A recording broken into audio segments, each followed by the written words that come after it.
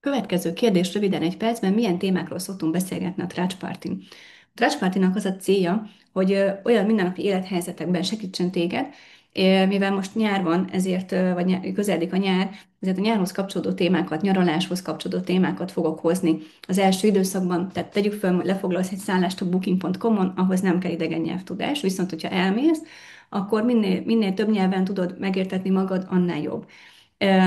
Ha bármilyen gond van a szállással, vagy bármilyen kérdésed van azzal kapcsolatban, meg tud beszélni. Hogyha elmész a boltba, és ott is kérdésed van, meg tud kérdezni, és megértsd a válaszokat. Vagy hogyha valami probléma van, egy betegség, vagy bármi, akkor tudjál ott az orvossal kommunikálni, a gyógyszertárban tudjál segítséget kérni, és értsd a válaszokat.